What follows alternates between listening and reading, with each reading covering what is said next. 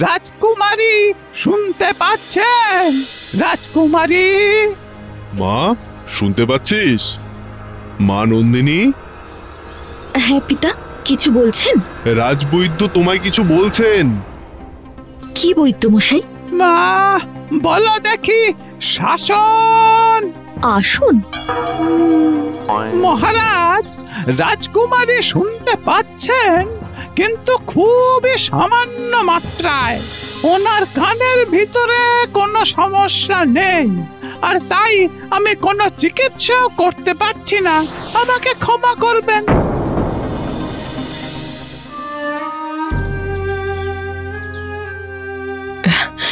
কি হয়েছে মহারাজ, এত অস্থির কেন? রানী, বয়সের সঙ্গে সঙ্গে অসহায়তাও যে বাড়ছে। যদি একটা পুত্র সন্তান থাকতো। কেন? রাজকুমারী নন্দিনী তো আছে। রাজকুমারীর শ্রবণ সমস্যার সমাধান তো রাজবৈদ্য করতেই পারলো না। তা বটে, কিন্তু রাজকার্যের দায়িত্ব হস্তান্তরের সময় এসেছে। নন্দিনীর পক্ষে সে দায়িত্ব নেওয়া সম্ভব নয়। যোগ্য উত্তরসূরি চাই। মহারাজ, এক বিজ্ঞানী আপনার সাথে দেখা করতে চান। কি কারণে? রাজকুমারীর অসুস্থতা নিয়ে কথা বলতে চান। তাই নাকি? তবে চলো এখন। মহারাজ, আমি রাজবৈদ্যর কাছে রাজকন্যার সম্পর্কে অবহিত হয়েছি। রাজকুমারী যাতে সহজেই শুনতে পান তার একটা উপায় আমি বার করেছি। আপনি অনুমতি দিলে পরীক্ষা করে দেখাতে পারি। অবশ্যই। মন্ত্রী, রাজকুমারীকে এখানে আনানোর ব্যবস্থা করো। যে আজ্ঞে মহারাজ। কি উপায় যদি দয়া করে জানান। এটা কি? মহারাজ, এর একদিকে মুখ লাগিয়ে কথা বলা হবে, আর অন্য দিকটা থাকবে রাজকুমারীর কানে। পিতা, আমায় ডেকেছেন? বেশ, তাহলে আপনার আবিষ্কৃত যন্ত্রের কার্যকারিতা পরীক্ষা করা যাক। নিশ্চয় নিশ্চয়। এই নিন, এর অপর প্রান্ত রাজকুমারীর কানে রাখুন। নন্দিনী, মা কি মন্দিরে গেছেন? হ্যাঁ পিতা। হয়েছে, হয়েছে। বিজ্ঞানী, আপনি অসম্ভবকে সম্ভব করেছেন। মন্ত্রী, ওনাকে উজাড় করে পুরস্কার দাও। নন্দিনী, নন্দিনী, তুমি শুনতে পাচ্ছ? হ্যাঁ পিতা, পাচ্ছি স্পষ্ট। হে ঈশ্বর, রাজ উৎসবের আয়োজন করো। বিজ্ঞানী, আজকে আপনি আমার অতিথি। উনি এই যন্ত্র আবিষ্কার করে তোমাকে শুনতে সাহায্য করেছেন। ওনাকে অন্দরমহলে নিয়ে গিয়ে যথাযথ আতিথেয়তার আয়োজন করো। যথা আজ্ঞা পিতা। এবার তো রাজকুমারী সিংহাসনের উত্তরাধিকার হিসেবে দাবি করতে পারে। পারে, তবু একটা ভাবনা তো থেকেই যায়। কি মহারাজ? আজ আনন্দের দিনে এই আলোচনা থাক।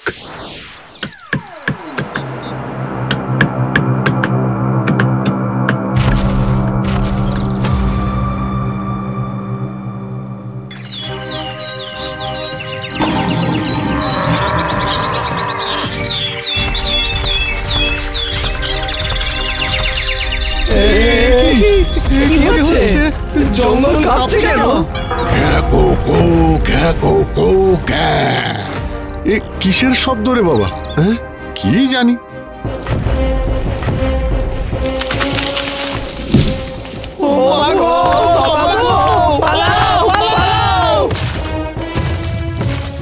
ওরে বাবা রে, পালাও সবাই, পালাও পালাও পালাও, দৈত্য আসছে, পালাও।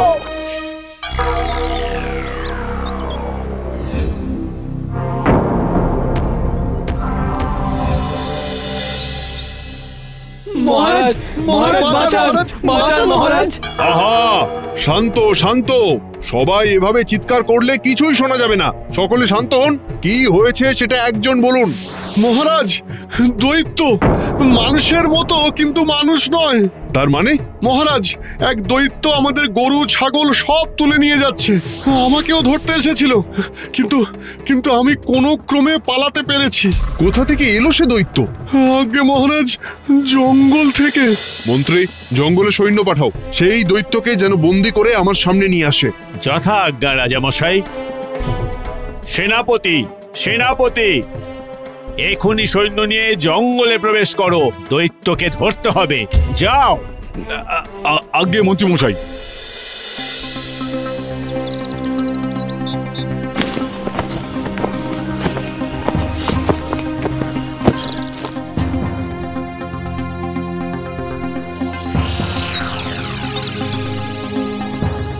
ভালো করে দেখো, কোথাও যেন লুকিয়ে থাকতে না পারে।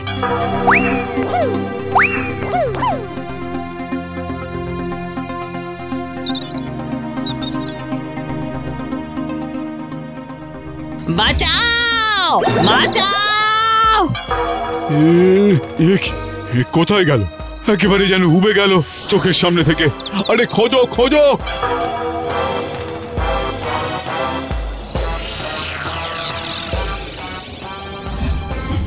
কোথাও নেই সেনাপতি মশাই। এবারে ফিরে যাওয়াই ভালো, না হলে একে একে সবাই ওই দৈত্যের কবলে পড়বে। না না না, চলো চলো চলো।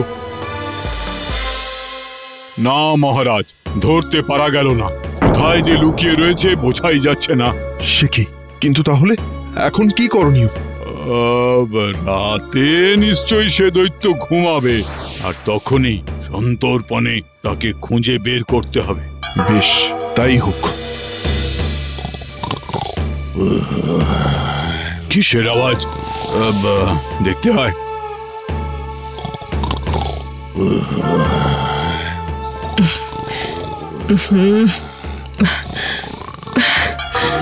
এ কিসের আওয়াজ? ওহ, কিছুতেই ঘুমোতে দিচ্ছে না তো। বুঝতে পারছি না, মনে হচ্ছে কেউ যেন নাক ডাকছে। কই, আগে তো এইভাবে কেউ রাজপ্রাসাদে নাক ডাকতো না। কোথা থেকে আসছে এই শব্দ? প্রহরী, প্রহরী! মহারাজ, এই আওয়াজ কোথা থেকে আসছে? আগে জঙ্গলের দিক থেকে, বোধহয় সেই দৈত্যের। কি সর্বনাশ! চিন্তা করবেন না রানীমা, সেনাপতি গেছেন। বেশ, তুমি যাও, প্রহরায় থেকো।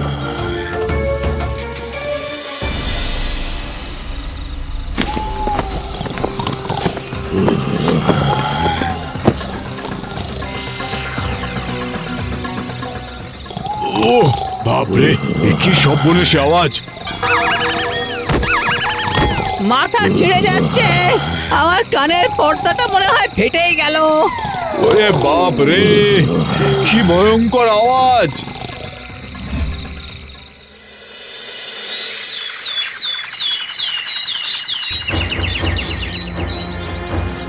কি হয়েছে পিতা? দিনের বেলায় জঙ্গলে গেলে সেই দৈত্য সকলকে খেয়ে ফেলছে, আর রাতে তার নাক ডাকার আওয়াজে কেউ কাছেই যেতে পারছে না। ভারী মুশকিল হয়েছে রাজকুমারী। মহারাজ, মহারাজ, দৈত্য গ্রামের খুড়োকে তুলে নিয়ে গেছে। কিছু একটা করুন মহারাজ। কি করি এখন? এখন এই দৈত্যকে ধরি কি করে? জ্যোতিষী, কিছু পেলে? মহারাজ, এই দৈত্য নিজেই তার মৃত্যুর কারণ হবে। এই দৈত্য নিজের মৃত্যুর কারণ নিজেই হবে? কিভাবে? না মহারাজ, সেটা সঠিক কিছু বোঝা যাচ্ছে না। জেগে থাকলে খেয়ে নেবে, ঘুমোলে তীব্র আওয়াজ। আওয়াজ নিজের মৃত্যুর কারণ নিজেই। পিতা, আমি জঙ্গলে যাব। না না, তুমি ওখানে গিয়ে কি করবে? পিতা, আজ আমাকে রাজ্যের প্রজাদের পাশে দাঁড়ানোর একটা সুযোগ করে দিন। মনে হচ্ছে আমার চোখ কান দুটোই খুলে গেছে। কিন্তু বেশ, তবে তোমার সঙ্গে সৈন্যরা যাবে, মন্ত্রী মশাইও থাকবেন। না পিতা, আমি একা যাব, আর আজ রাতেই যাব।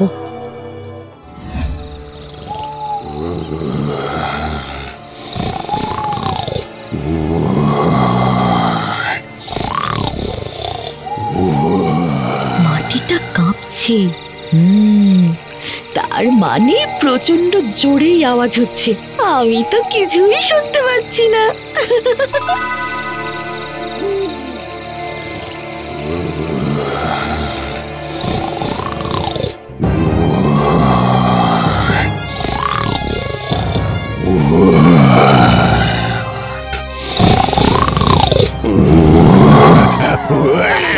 ওরে বাবারে, আমার কান মাথা সব ছিঁড়ে গেল রে। ওরে বাবারে, কিসের আওয়াজ? না না না, আমি আর এখানে থাকবো না।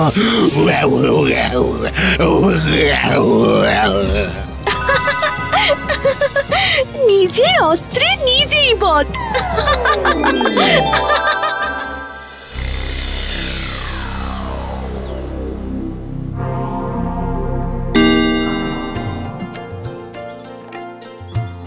রাক্ষস পালিয়েছে, আর তোমাদের কোনো চিন্তা নেই। জয় রাজকুমারী জয়, জয় রাজকুমারী জয়। আমার কানের যন্ত্রটা তার নাকে ও কানে লাগাতে নিজের নাক ডাকার আওয়াজে নিজেই অস্থির হয়ে পালিয়েছে। আমি তোমার মতো কন্যা পেয়ে গর্বিত। তোমার ক্ষুরধার এবং উপস্থিত বুদ্ধি আমাকে এই রাজ্যের উত্তরাধিকার বাঁচতে সাহায্য করেছে। এই রাজ্যের পরবর্তী রাজা হবেন রাজকুমারী নন্দিনী। জয় রাজা নন্দিনীর জয়। জয় রাজা নন্দিনীর জয়।